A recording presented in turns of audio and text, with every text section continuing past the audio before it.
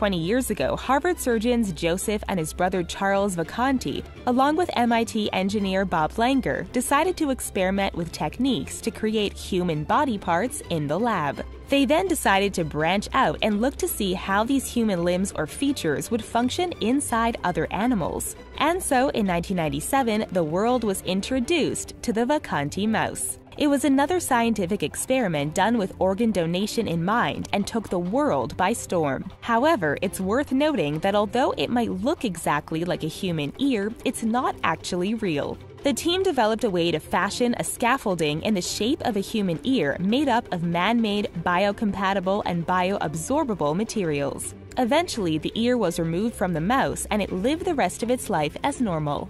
You might already know this, but monkeys are genetically fairly similar to humans, which means they can be engineered to suffer from some typically human diseases, like Parkinson's. This gives experts the ability to try out new treatments on monkeys that could go on to help cure this type of problem. But in order to look into treating Parkinson's in monkeys, researchers first had to give them the disease by the way of a faulty gene. And it worked. It began with signs of sleep disturbance in their first year, and by their third year, the monkeys began to show the characteristic tremors associated with the condition. Strangely enough, the monkey's symptoms could be eased with the same medication given to humans.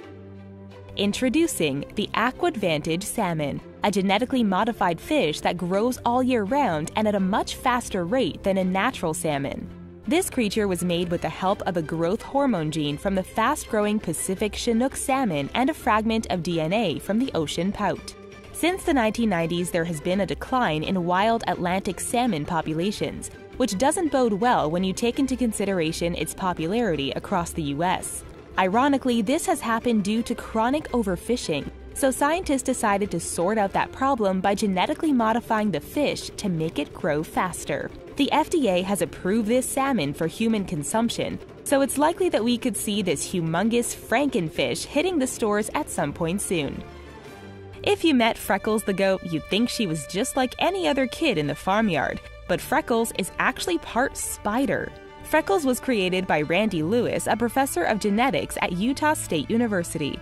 He was interested in merging goats and spiders in order to produce spider silk. Spider silk is one of the strongest materials in nature, but as you might have assumed, is difficult to find in large quantities because there's no way to milk a spider. Randy and his team took the gene that encodes the silk from an orb weaver spider and placed it among the DNA that prompts milk production in the goat's udders. This genetic circuit was then inserted in an egg and was then implanted into a mother goat. The result was that when Freckles began to lactate, her milk was full of spider silk protein. Not only is the silk visible, but it can actually be lifted out of the milk separately. Researchers at the University of Pittsburgh put sensors into a monkey's brain in order to see how and whether it could control a robotic arm. Conducted by Dr. Andrew Schwartz, the team implanted 2 sensors into the monkey's brain. One was implanted in the hand area and the second in the arm area of its motor cortex in his brain. This all took place back in 2008 and helped researchers to figure out whether it's possible to create mind-controlled prosthetic limbs for humans. The research suggested that yes, it could eventually be possible. We've spoken about plenty of different types of weird experiments so far, but there's one area of science that we haven't touched on quite yet: cloning. But because cloning is so controversial, it's not something that's been done too often. But one team in South Korea decided to do just that to produce a team of friendly Labradors. We'll give you some context here. It wasn't just that a man in Korea wanted a new puppy. Instead, the country's customs service decided to make the most of one especially talented sniffer dog by cloning it. The justification was that the majority of dogs training to become sniffer dogs don't pass their training, which is a waste of time for everyone involved. Instead, 6 almost perfectly trained puppies were cloned from a star drug-sniffing Canadian Labrador Retriever in 2007.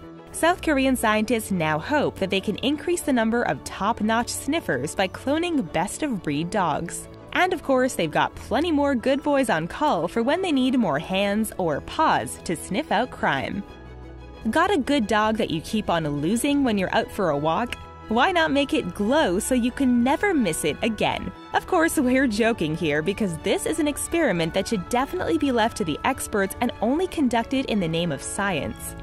But let's tell you all about Ruppy, the glowing puppy. Ruppy, a beagle who had been cloned, is the world's first transgenic dog. She and 4 other beagles all produce an impressive fluorescent protein that glows red under ultraviolet light. A team at Seoul National University in South Korea created these good boys by cloning special cells that express a red fluorescent gene produced by sea anemones. The intention with these glowing puppies is to study human disease through this glowing mechanism. This research kicked off in 2009, and since then the 5 dogs have started to spawn their own fluorescent puppies.